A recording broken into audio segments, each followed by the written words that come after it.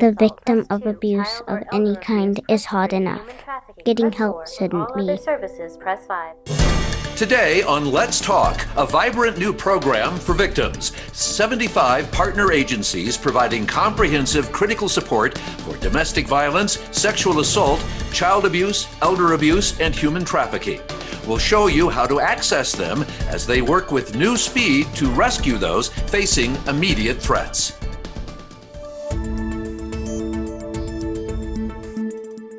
Hello, everyone, and welcome to our program, still working remotely as we all try to get back to some sense of normalcy in our lives. Today, we are looking at a marvelous program called PorchLight, a program that just came rocketing into existence in February of this year. It is a family justice center, a concept that is taking off all across the country. There are 130 family justice centers in the U.S. and at a few other points around the globe. It is based in Lakewood, and it is just the most incredible concept. It's offering the guidance to the help that so many are seeking in a near instantaneous fashion. So you won't have to spend precious hours if you are in crisis or need some kind of help wandering around trying to find the agency that will work for you. What a concept. Our guest today, Candace Cooledge, the executive director of PorchLight, who has a remarkable story about how all of this came into existence. She'll tell us that story. Scott Shields, CEO of Family Tree, an agency that addresses the interconnected issues of child abuse, domestic violence, and homelessness. And Don Moseley, the executive director of Ralston House, dedicated to helping children and young teens recover from the trauma of sexual, physical, and emotional abuse. Welcome to all of you to our program today. Thank you so much. I know that it's valuable time away from the work that you do, and we so appreciate your participation this morning. Candace, I want to start with you. We want to know more about PorchLight and give people some idea of how they access all the services that you offer. I said in the opening of the program that you have 75 partner agencies, which is just mind-boggling. Why don't you tell us about who your clients are and how they access those agencies if they find themselves in need? Of course. Thank you, Mark. And thank you so much for having us today. So PorchLight is an organization that is really a collaboration of community partners. We have not only government agencies, but also nonprofit agencies that are here in Jefferson County helping folks with issues such as domestic violence, sexual assault, crimes against children, at-risk individual abuse, elder abuse, and human trafficking. So anyone who has experienced victimization of any of those issues can just come to PorchLight, walk in, no appointment is needed, no referral is needed, can come walk into the center, and we have navigators here who will meet with folks and talk through the situation, the services that the person is hoping to receive. And our navigators are really skilled in knowing all of our partner agencies and which agency would be the best to connect them with to receive the help that they need. So no more calling a phone tree and dialing different places and traveling to different places to find out it might not be the right fit. That all happens here at PorchLight in Lakewood.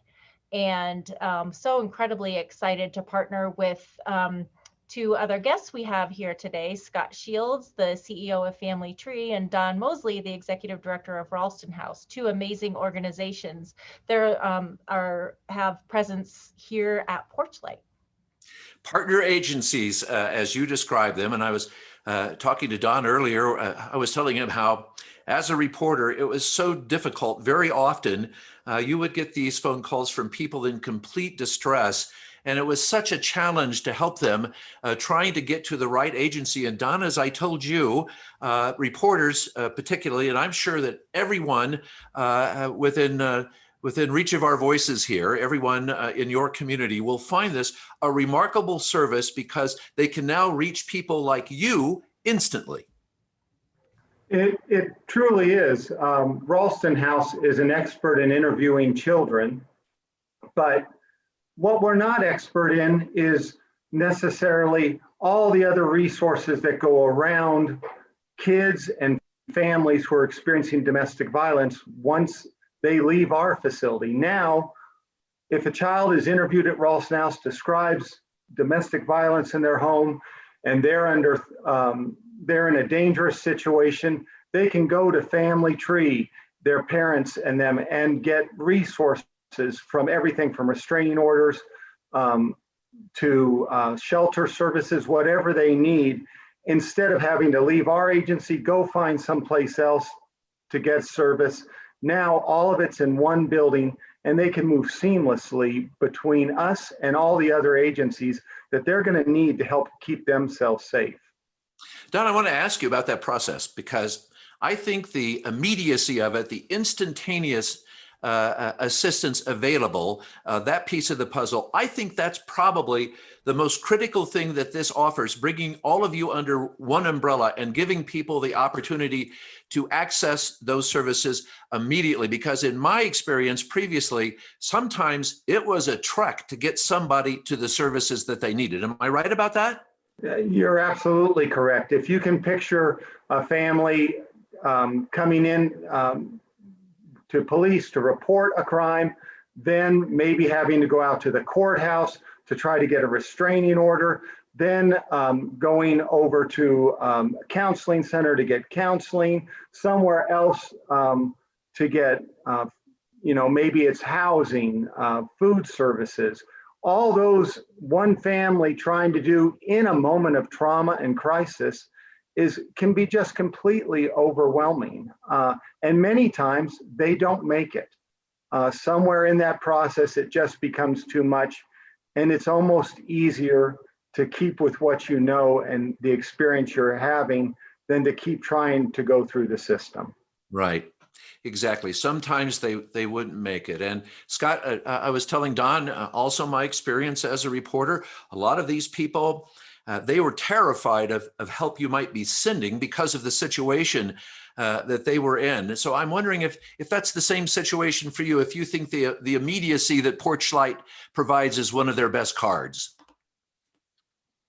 Mark, I absolutely agree with Don, and it is clearly one of the most important things we can do within the PorchLight Family Justice Center is create that array of comprehensive services that survivors need to access in the moment when they need to access them. I mean, Don said it incredibly well. I can't imagine, as somebody who's not currently experiencing crisis or trauma, having to navigate the services that are available.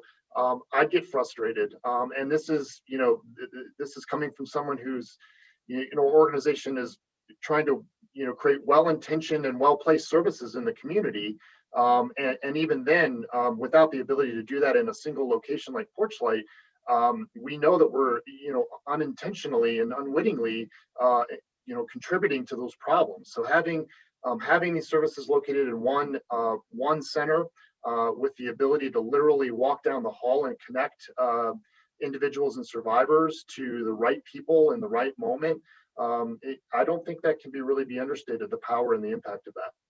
I agree. I think it's just transformational. I have to tell you, and nobody cares about a reporter's problems, but that was often such a difficult thing for us, and your heart just broke for these people. All you wanted to do was help them. And Candace, you told me this unbelievable thing about victims and how far sometimes they travel looking for help, that it's often a 176-mile trek for some of them to connect with the exact service that they need. Is that correct?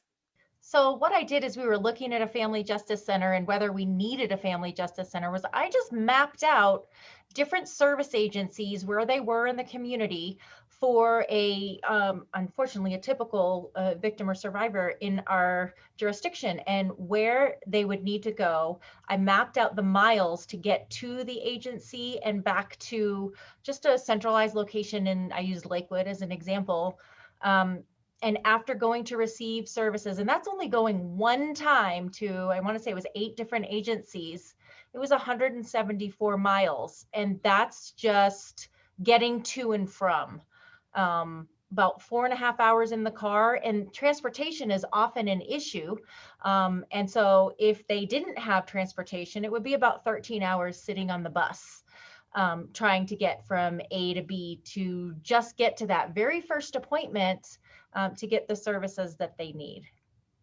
I have also learned that transportation for these folks, particularly the children who are in distress and would call, transportation was often the biggest hurdle, just finding a way to get them where they needed to be. So I want everyone to understand completely how this works. So you're in Lakewood, and you can access any service that someone might need from your location. So we have 18 on-site partners and many, many more off-site partners. And so when a person comes to PorchLight, we likely have the service that they need on site, so that we can literally, as Scott mentioned, walk down the hall to the appropriate service agency and bring that service provider to the victim right here in our center. It's just that's an incredible thing. And I think that's probably our big message today, is that they can get to you through your office. By the way, tell me exactly where your office is so people know. Yes, so we are in Lakewood, and our address is 11100 West 8th Avenue in Suite 200, and that's in Lakewood. We are at the corner of 8th and Quail.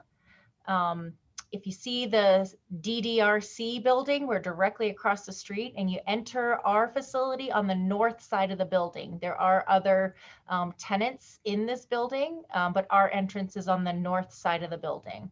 And it's the West 8th Avenue Park, I think is what our sign out front says. Okay. And can we say this is a safe place for people to go? Yes.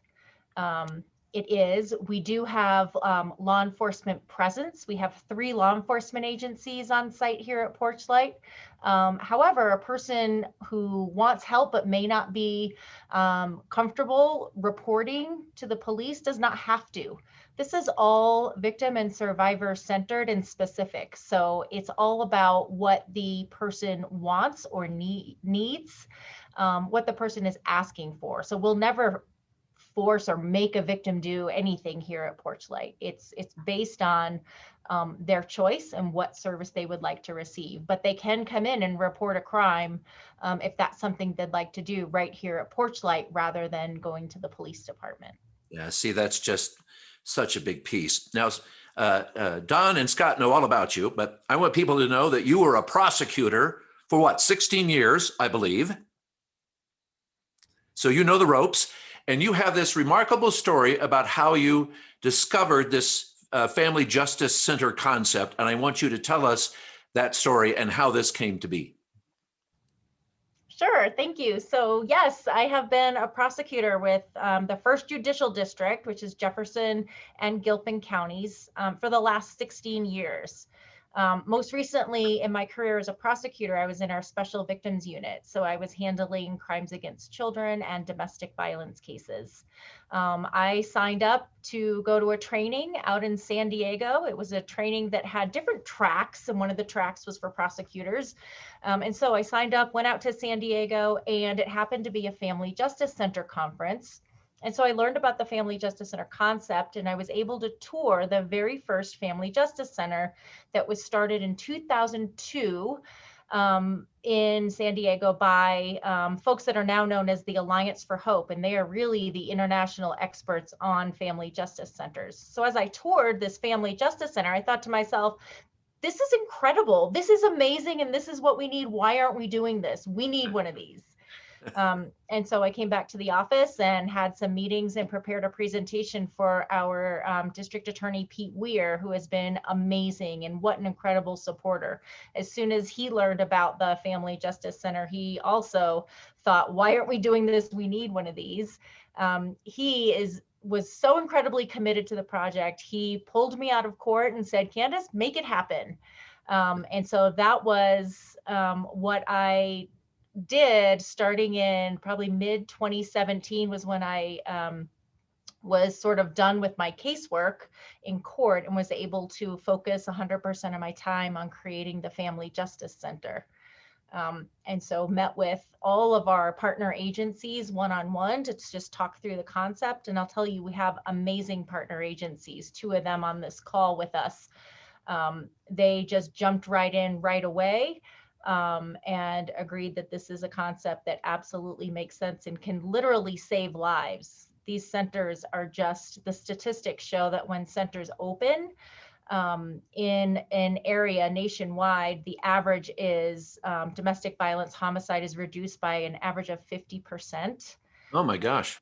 That statistic right there is every community needs one of these. Why aren't we doing this? Absolutely.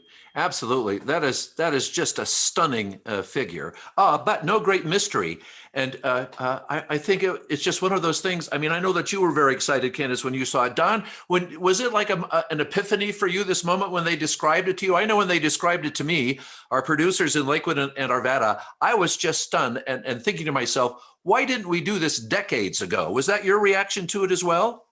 It was, and even more so with Candace's idea is that in most of these family justice centers, child advocacy centers where we interview children are not included. And that was something Jefferson County, Gilpin County, the first judicial district, said they wanted to have that happen. Often parents stay in relationships because they think at least the child isn't being hurt and I'm keeping them safe. They often don't realize how much the children witness and how damaging witnessing domestic violence can be to children. It can actually change the growth of their brain. Often when we interview kids who have witnessed domestic violence and the non-offending parent hears what they've witnessed, that can be a motivator for them saying, I have to make changes because they want to keep their kids safe. They're often willing to be hurt themselves in order to keep their kids safe. But when they hear what damage domestic violence, what their kids have witnessed, and often kids let us know the lethality. Many times victims downplay how dangerous this situation is, where kids will often say, well, there wasn't just last night. There was the time he held a gun to her head. There was the time he strangled her. There was the time he held my little sister and said he was going to throw her. All those statements. And then suddenly police, other agencies can say, this is much more lethal than we ever imagined. And parents can say, how can I get my child safe? I didn't realize all this had gone on. I thought I was protecting them. And so this is a unique concept, having an advocacy center inside a family justice center.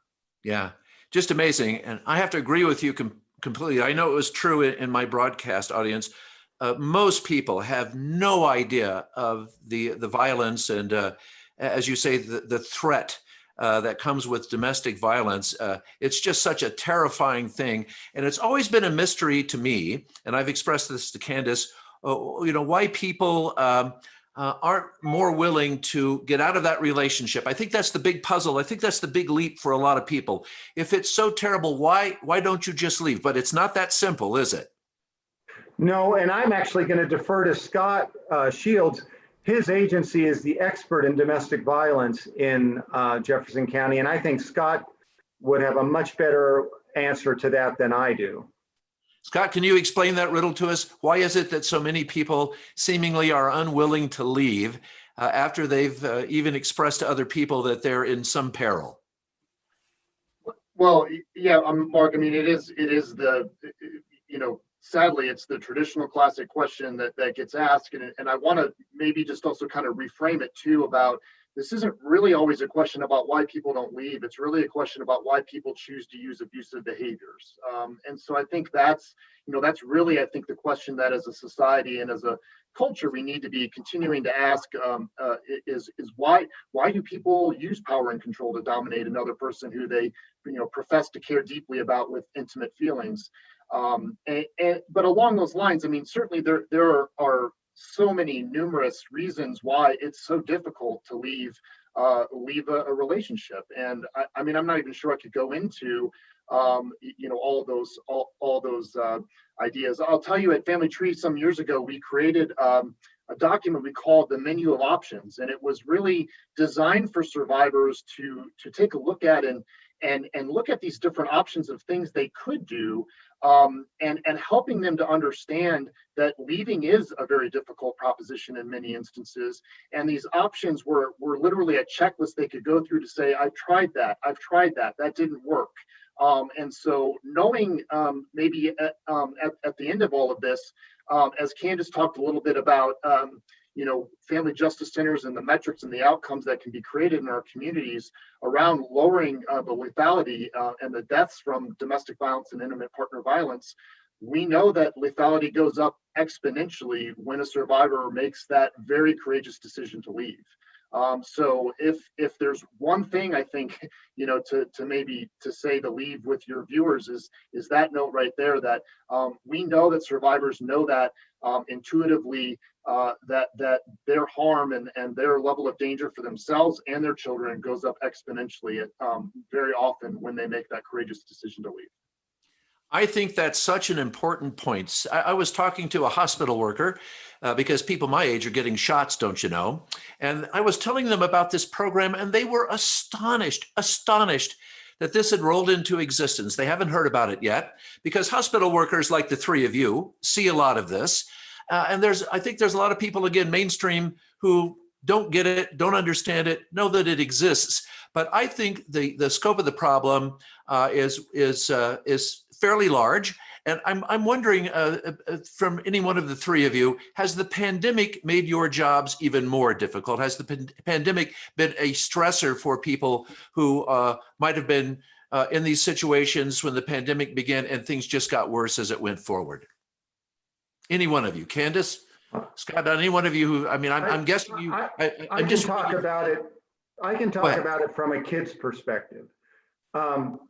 Kids seldom, the way we hear about child crime is that they tell an adult, a trusted adult. And since this pandemic started, many of them are trapped in situations where there is no trusted adult. They're not seeing their teacher. They're not going to church and seeing a Sunday school teacher or a minister. They're not playing sports.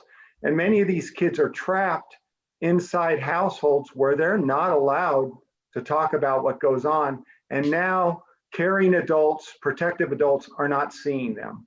And we are very fearful of what we may be hearing as people get vaccinated and things go back to quote normal, that many of these kids are going to come out with stories of being trapped in a horrible place for the last year. And I think many domestic violent women who are in domestic violence situations have experienced that too. Not having somebody from the outside say what's going on. It seems like you're upset. It's, how did you get that bruise? They're not having those connections, and it can feel much more scary to try to get help at a time when the whole world feels like it's a scary place. And so I know for kids, we're very concerned. And some of the stories we've heard from kids, exposure to drugs and alcohol, exposure to domestic violence, how long it's gone on without them, nobody seeing them to be able to say anything, has been made the situation worse and put them in a much more dangerous situation. Yeah, that makes sense. Those normal points of contact had all evaporated for them. They were essentially trapped at home for months. That's a very important point. So again, I want to make the point for my viewers. Here is this wonderful place where you, as a young person or as a parent, looking to help lift someone out of this situation, you can essentially just walk into PorchLight, right, Candace, and there you are to provide immediate help. Is there a phone number? If they felt comfortable calling, can they do that as well? Is that another point of contact for you? Absolutely. And so our hours of operation, we are a Monday through Friday, 8:30 to 4:30 for folks to walk in and receive services. We also do take phone calls. Our phone number is 303-271-6100.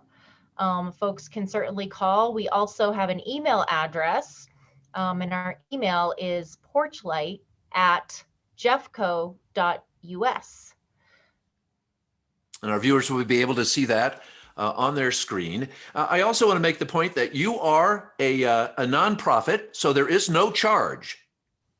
That's correct. All services are at no cost to the victim here at PorchLight. We are a nonprofit organization organized under 501c3 of the IRS code. Might surprise you that I get that question all the time. Well, if I go, I don't have any money, and will they still help me? And I'm always like, well, of course they will.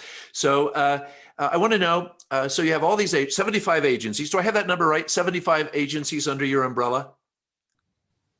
Approximately, yes. Approximately. Okay. So is there like a number that you have of how many people that might encompass that are available to provide help to people? I mean, are we talking dozens of people, hundreds of people, thousands? I mean, what are we? I mean, clearly it's a lot of help that was not ever available in one place before, but I just want to give people some idea of the scope of this. So I'll say it certainly has been interesting opening a nonprofit during a pandemic.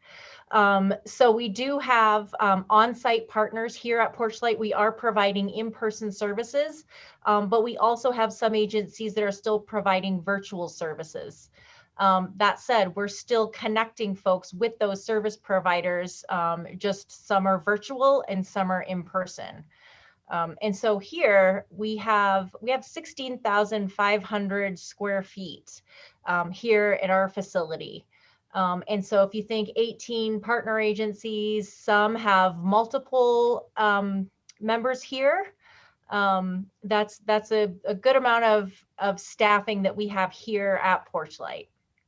And then the other partner agencies, we have agreements that if there's a service that is not here on site, we connect with that agency to either provide a virtual service or they will come to the center to provide that service, sort of an on-call basis.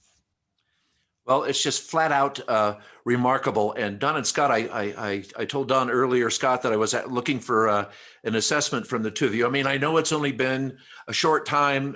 This whole concept is just firing up, and but I just can't imagine that already the two of you haven't found it a huge lift for what you do. Don? We have. We've had. Working with the detectives who are located in the building, they brought us cases that are coming in the night before or a week earlier, and getting those families in, and knowing that the minute they're done with us, what services we've identified through our interviews, or while a victim advocate is talking with the mother, they can walk, like Scott said, next door and start talking to somebody. They can arrange to get a restraining order. They can talk about shelter if that's needed. We've already felt that at our agency, and we expect as the pandemic, people are vaccinated and get out more, we will start to see more and more cases come in, unfortunately, and we'll be able to help families that we were not helping in the past, that this is going to be a place where they follow through with what treatment and other options, because it's just right there for them. Right. Scott, the same for you? Yeah, Mark, even just yesterday, I had a conversation with some members of our team here at Family Tree who are located and stationed at the PorchLight Family Justice Center on a really a full-time basis. That's their home base, that's their office, and already just trying to figure out how we forecast what the demand and need is going to be for survivors coming through and needing access to our services in that center. As Candace mentioned, it's difficult to get doors open during a pandemic, and then trying to figure out how to forecast those needs. But we've got indicators, across our agency that are really suggesting that we're going to continue to see a lot of growth in need and demand.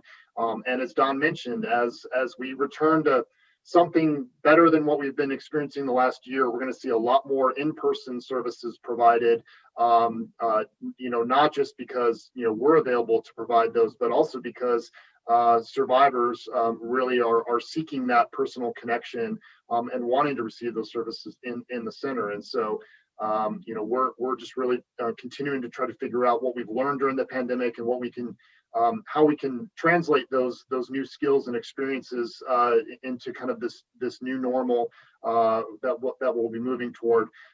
But I think what our team also has been experiencing are just really remarkable incidental and tangential things that we didn't necessarily anticipate in terms of how we're building better relationships even within our own organization among our teams, and also with the other community providers. So I don't want to underestimate the amount of work that has to happen even when survivors aren't there.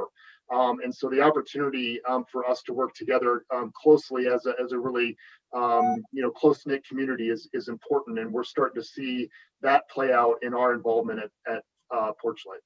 Right, exactly. And Scott, I because I love the concept, and I wanted to have a discussion with this about Candace, but I ran out of time because I'm an old and slow reporter. But I've talked to other people in family justice centers who say in the end their caseloads exploded because suddenly there was a great point of contact, and people who didn't know what to do suddenly knew what to do and where they could go and how to reach out. And I'm wondering, are you a little, every time I talk to people who do what you do, there's always a staffing issue. Nobody has enough help. Newsrooms are the same way. But I'm wondering, are you anticipating that as this goes forward, you're going to need more help to handle all the people that you are helping? I think that's certainly the position we're in at Family Tree, Mark. That is very much the conversation we were having, yesterday with some of our team. Really trying to figure out what creative solutions we can put in place to really increase our capacity and trying to forecast what that demand or need is going to be. So that's the direction we're going. We've seen, sadly, this perfect storm of the pandemic and some of the indicators that Don and Candace have mentioned. We're seeing that play out a lot at Family Tree, and so we're trying to figure out how to deal with that now and create some innovative solutions to helping survivors in those programs. But certainly we see once the community as a whole really knows and embraces PorchLight, we're gonna see a lot of people coming and needing services, and it's our job to figure out how we can navigate that. Right. And that's what everyone else in family justice centers has seen. There was a family justice center in a state in the Midwest, Candace, that I spoke to, and their caseloads went up 565%. Yes, I've heard that they have at least doubled their numbers around the nation. And I can tell you our law enforcement agencies have seen that as well. During the pandemic, their domestic violence numbers have increased significantly as well. Candace, you and Don and Scott, you're terrific professionals with, big backgrounds in what you do, but is it hard to find people to do this work? When you go to look for someone, is it a long, difficult process to recruit people into these programs to help people?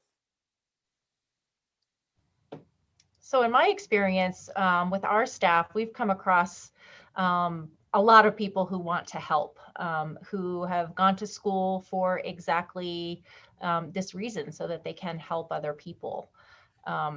And we also do have a volunteer program and are always looking for volunteers to be able to help. And that can be found on our webpage. It's www.porchlightfjc.org.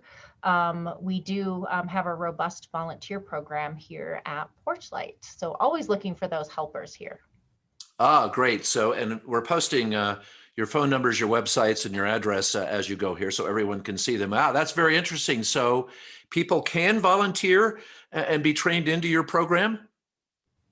Yes, we have an extensive training program, and we absolutely have volunteers and interns here at PorchLight. Wow, that's phenomenal. So do you see yourself getting even larger, encompassing even more agencies? Do you see yourself growing exponentially here as we come climbing out of the pandemic? So the national experts on family justice centers always say build 3 times bigger than you think you're going to need, because if you build it, they will come. And so I think we certainly, in our just 3, almost 4 weeks of being open, certainly have seen that interest from agencies around the metro area. Wow, 3 times as big as you currently are. Well, that would be something. Well, it's just such a no-brainer of a concept. You know, when people hear about it, it's like, well, why didn't they think of this before? So you have so many subspecialties and programs running in concert here. Are there some that are more used than others? And where would you say the greatest need is right now for PorchLight? So one thing that I think we are innovative in, and I think frankly, the pandemic has helped. However, even prior to the pandemic, we had an agreement with our court, with the judges, that we are able to hold temporary protection order hearings here from PorchLight. And so Scott's team, his legal advocacy team, is able to meet with folks here, assist in filling out an application for a protection order. We're able to electronically get that filed with the court, and then able to also hold the hearing with the judge and the survivor over video conferencing from our temporary protection order courtroom. And the judge then makes the decision. And then if the protection order is issued, the protection order is sent here to PorchLight for the survivor. And so literally a person can come, walk into PorchLight, apply for and receive a protection order without having to go to court. And that is an incredible program that Scott's team runs. And they're amazing people that run that program. And we're the first in the state to be able to do that. And I don't know if Scott wanted to add anything, but it's an amazing program, and it is a frequently used service. Yeah, Scott, I would think that would actually save lives. Am I right about that? Yeah, Mark, it's a critical program and service that Family Tree has been operating for a number of years, but the innovative opportunities that Candace just mentioned are really important in terms of how this program evolves and moves forward as a partner at PorchLight. And certainly there's probably a few hiccups as we're getting going, but it's been by and large, I think, really effective to be able to have that video capability. As I was again just talking recently with one of our team members, and we were it's not supposed to be this way, but going to court, especially for a survivor, is a scary process. You've got a judge sitting in a black robe up on a tall bench in front of you, and you often are in the courtroom facing the person who was choosing to use abusive behaviors with you, who's often represented by an attorney. And what we tend to see are the survivors we're serving don't have legal counsel, so they're representing themselves pro se.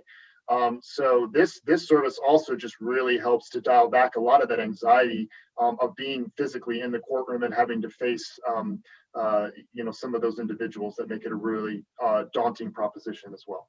Right. That's another incredible concept. And Don, it's been my experience as I've watched this as a reporter, that once people access help, it becomes this thing where these people who are connected to other people who might also be in crisis, those people all begin to connect up, and all of them find your service because of the streamlined efficiency of it, the immediate access of it, and the fact that a lot of them are looking at near critical situations. And I'm trying to ask the question: if people begin to use the program, do you think that will foster more use of the program by other individuals? I believe it definitely will, and it comes down to any service. It's the customer service that you provide. If PorchLight does its job well, if people are respected when they walk in the door, welcomed, made to feel safe, then yes, they're going to, when somebody else they know has a problem, they're going to turn around and say, there's this place called PorchLight you can go to. They don't look down at you.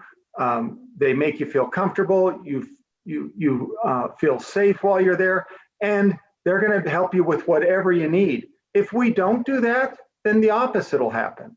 People will say that's not a place to go. But I think what you're going to see, based on the attitudes of the agencies in there and just the entire cooperation between all these different agencies, is this is going to make it a one-stop customer service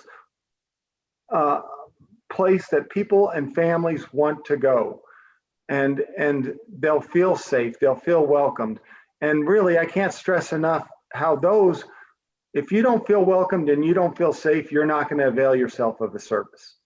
And I think Scott is right. If you've been to a court, as much as they try to make those spaces feel safe and comfortable, they're also meant to, reflect the majesty of the state, of the law.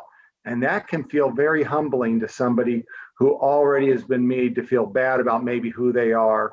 And they're bringing in kids who are in a bad mood. And what if my kid cries during that process? At PorchLight, we're going to welcome them.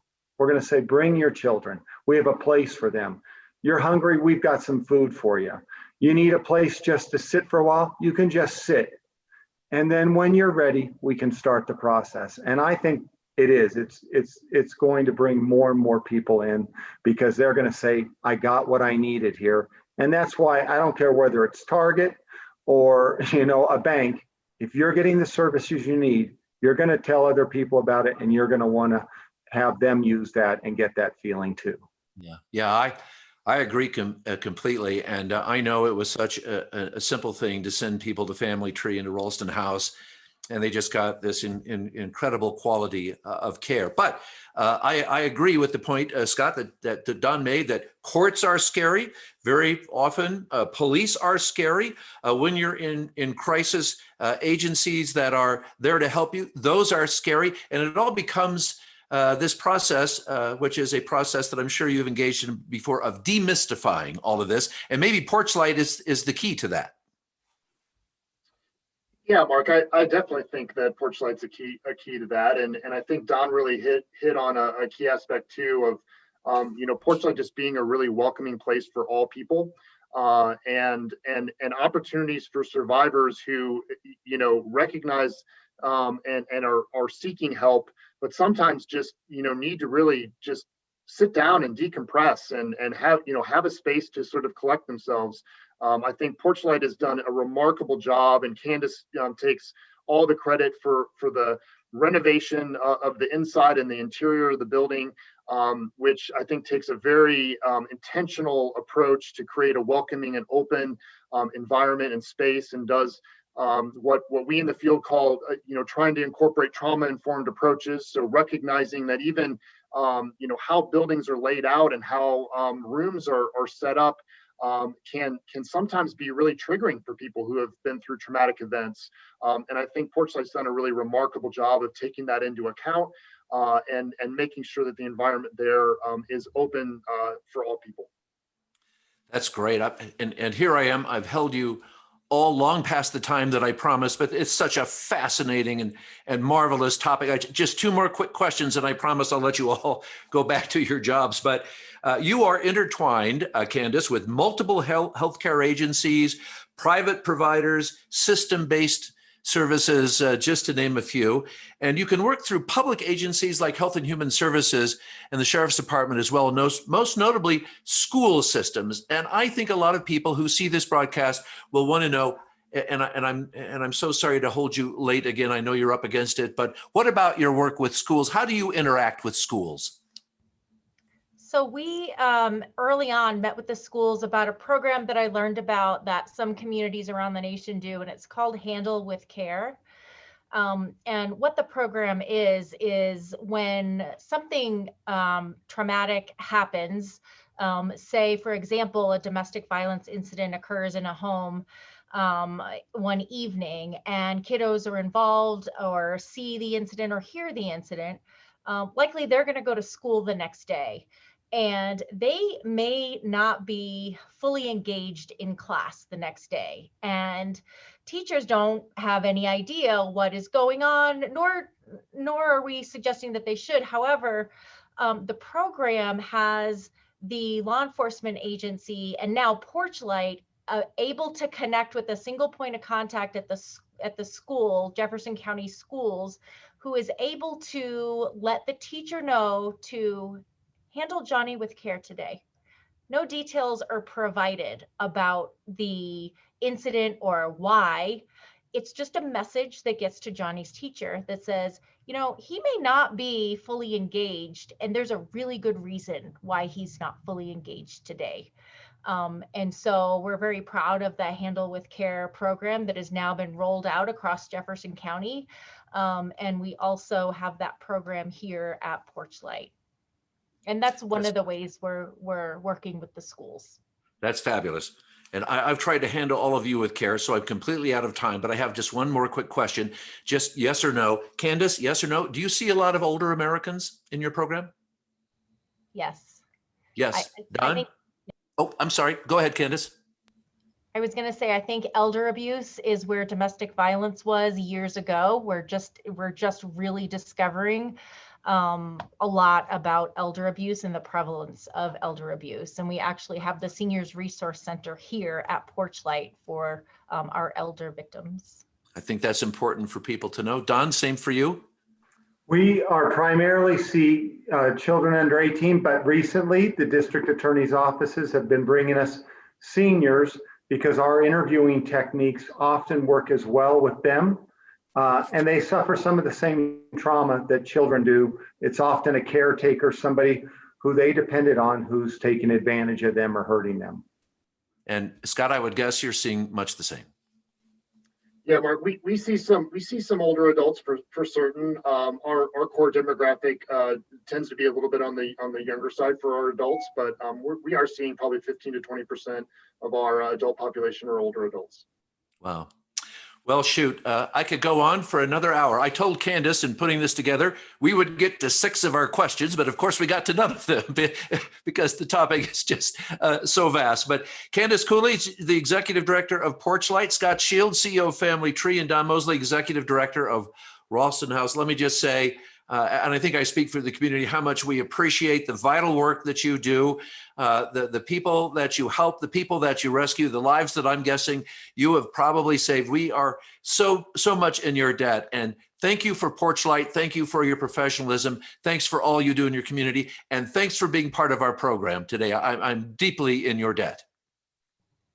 Thank you so much for having us, Mark. Thank you. And thanks to all of you as well for joining the conversation. We will see you next time.